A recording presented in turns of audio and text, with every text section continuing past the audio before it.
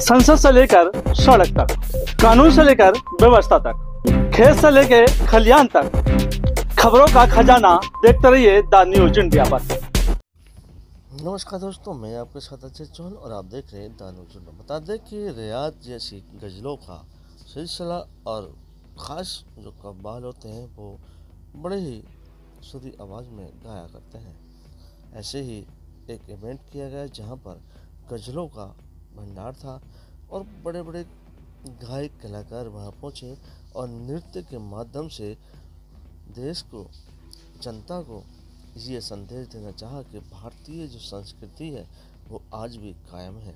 यानी कि कहीं ना कहीं जिस तरह से देश की संस्कृति हमारी धरोहर है, वही इस कला के माध्यम से लोगों के जहन और दिमाग में बसाने की कोशिश की गई है। क्या मेरा नाम दिवाकर मीना है और मैं मध्य प्रदेश के एक छोटे से गांव पेंची से हूं। अभी प्रेजेंटली जयपुर में। मेरा प्रयास नहीं है, हम सभी का प्रयास है। और आज का जो कार्यक्रम हुआ है उसके बाद से मैं ये जरूर बताना चाहूंगा कि हमारे हिंदुस्तान के कल्चर को आगे ले जाने का कार्य किया जा रहा है और उसमें अजूरा नेक्सस ये योगदान निभा रहे हैं। तो उसमें हम बस छोटा सा एक सहयोग कर सकते हैं। आज का एक्सपीरियंस जो दिल्ली की ऑडियंस के साथ मेरा बहुत अच्छा रहा, बहुत मजा आया। अच्छा, इसमें अभी जो देखा जा रहा है गजलों में जो युवा जो है आज की डेट में वो थोड़ा इस तरफ की रुचि कम आ रही है, वो वेस्टर्न संगीत की तरफ ज्यादा बढ़ रहे हैं जी, तो उनको इस तरफ कैसे लाया जा सकता है? सर देखिए, मेरा ऐसा मानना है कि रुचि कम होने की वजह पहले तो ये है कि पोइट्री को ना समझना। जो पोइट्री है उसको अगर हम समझेंगे तो उसका मीनिंग बहुत अच्छा है, लेकिन आजकल युवा उस चीज़ पर ज़्यादा ध्यान नहीं देते हैं। लेकिन उसके लिए अजूरा नेक्सस जैसे कंपनी जो कि मोहम्मद अहमद भाई की है, वो प्रयास कर रहे हैं और इस तरीके के कार्यक्रमों से हम यंगस्टर्स को जोड़ने का प्रयास कर रहे हैं। सूफ़ी और गज़ल, देखिए गज़ल और सूफ़ी थोड़ा सा एक कॉम्बिनेशन अलग है, जिससे एक रुचि बनती है सूफ़ी की और आजकल ज़्यादा रुझान है लोगों का। तो उस जरिए हम गज़ल भी प्रस्तुत करते हैं। जब सुनते हैं तो मज़ा आता है और बहुत अच्छा रिस्पॉन्स मिलता है। कि गज़ल में आपको समझना पड़ेगा, यहाँ पर पोइट्री की बात चलती है, मोहब्बत की बात चलती है। और जो वेस्टर्न जो म्यूज़िक है उसमें बीट पर होता है वो, तो इस पर लोग गज़ल को बैठकर सुना जाता है, वेस्टर्न को बैठकर नहीं सुना जाता है। वहाँ पर खड़े रह के आपको एंजॉय करना पड़ता है और सबका अपना अपना आजकल माहौल। ये हमारी जिम्मेदारी बनती है कि हम इस चीज़ को समझें और इस चीज़ को सेव करके रखें। मेरी सभी से गुजारिश है कि आप लोग एक बार इस चीज़ की तरफ भी अपना रुझान देकर देखें, अपना ध्यान लगाकर। तो ये मन को सुकून देने वाली चीज़ें हैं। चलिए, वेस्टर्न और ये सब चलता रहता है, अपना अपना शौक है, लेकिन हमारा जो संगीत है वो आपको मानसिक रूप से बहुत शांति देता है। तो चल रहा है अजूरा नेक्सस जो एक अभी जो संस्था नई उभरती हुई संस्था आ रही है, वो एक नौजवान उसको लीड कर रहे हैं, मोहम्मद अहमद भाई। और उसमें जो सहयोग है, जो गाइडेंस है, वो है पंकज वर्मा जी की, माहिता इवेंट्स की। तो जो अजूरा नेक्सस के जो फाउंडर हैं मोहम्मद अहमद भाई, वो खुद एक यंगस्टर है, मेरी एज के हैं, जिसको हम बोलते हैं जेनजी, है ना। तो वो इस चीज़ को सपोर्ट करने का प्रयास कर रहे हैं। तो उन्होंने जिन लोगों को जोड़ा है, वो जाहिर सी बात है यंगस्टर्स को उन्होंने बहुत फोकस किया है। इसीलिए इस कार्यक्रम का जो टाइटल रखा गया है रिवायत, सूफी, गज़ल, डांस फॉर्म्स, और आप आर्ट पेंटिंग्स भी देखेंगे यहाँ पर, एग्जीबिशन देखा है आपने, सॉरी। तो आज सब चीज़ें हैं, तो जिसको अपना अपना टेस्ट सब मिल सकता है। तो आज का जो कॉन्सर्ट है वो है सूफी और गज़ल का। तो मैं एक लाइन सूफी एक गाने की सुना देता हूँ। मेरे मौला करम हो करम, मेरे मौला करम हो करम, तुझसे फरियाद करते हैं हम, मेरे मौला करम हो करम, मेरे मौला करम हो करम, मेरे मौला करम हो करम। मेरा नाम वंशिका वार्ष्णेय है और मैं श्रीमती कनिका सुधाकर से कोचिंग लेती हूँ, जो मेरे को भरतनाट्यम की प्रैक्टिस करवाती हैं और पिछले 6 साल से मैं उनसे भरतनाट्यम सीख रही हूँ। कितने साल हो गए आपको? 6 साल हो गए हैं और अभी भी मैं आगे सीख रही हूँ। अच्छा, आज आप रियाज से जो जुड़े हैं, क्या उद्देश्य रहा आपके पीछे जुड़ने का? रिवायत का मतलब होता है परंपरा को आगे बढ़ाना।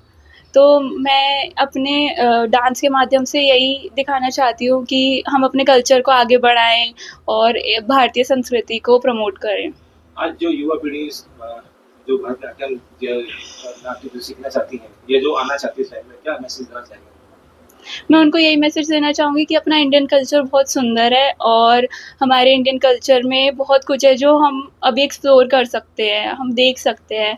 जो युवा पीढ़ी आजकल नए नए वेस्टर्न कल्चर की तरफ जा रही है, मैं उन्हें ये दिखाना चाहती हूँ कि हमारा इंडियन कल्चर भी बहुत। मैं एक विजुअल आर्टिस्ट हूँ जो मैं मल्टी डिसिप्लिनरी मीडियम्स में काम करती हूँ। मेरे primary mediums print making, drawing, painting और टेक्सटाइल टेक्निक्स हैं।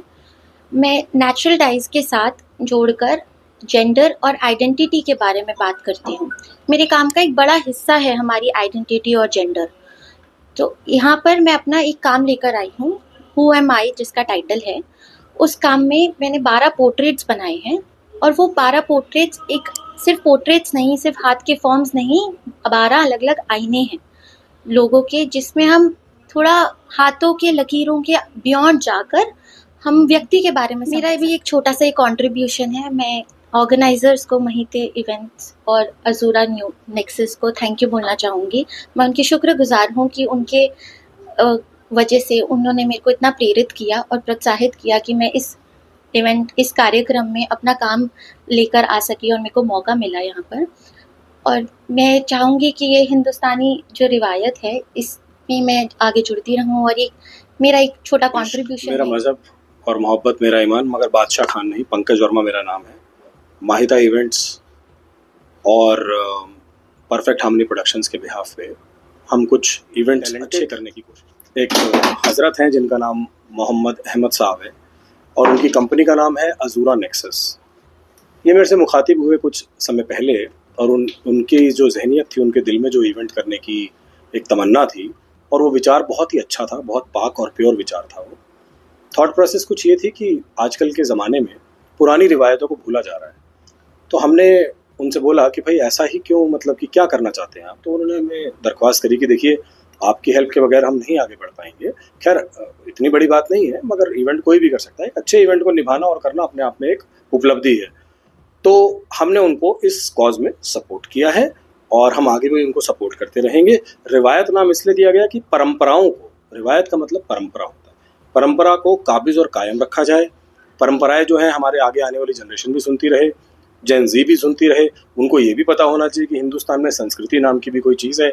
मैं भी सुनता हूँ जेन ज़ी के गाने, मेरे बच्चे भी सुनते हैं, मगर इन चीज़ों का भी सिलसिला जो है जारी। मैक्सिमम पब्लिक टिकटेड इवेंट्स को हम ऑर्गेनाइज करने की कोशिश करते रहेंगे।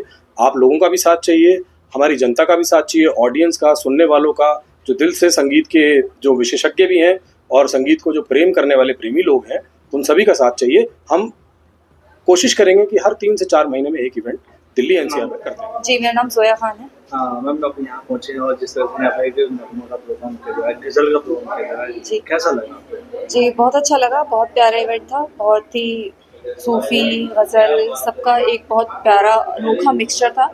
मुझे इवेंट देख के बहुत अच्छा लगा।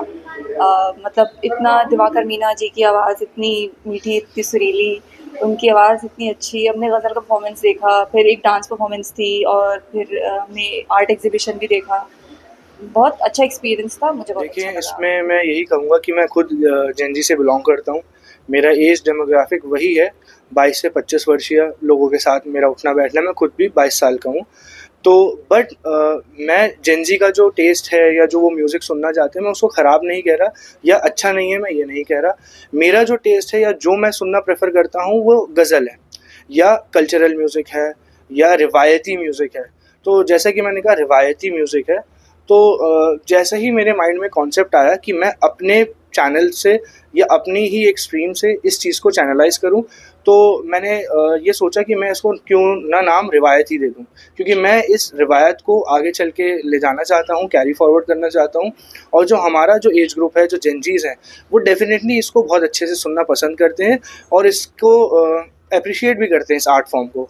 और अगर हम उनके सामने इस आर्ट फॉर्म को अच्छे तरीके से एक चैनलाइज्ड वे में प्रस्तुत करेंगे तो वो डेफिनेटली एंगेजमेंट दिखाएंगे।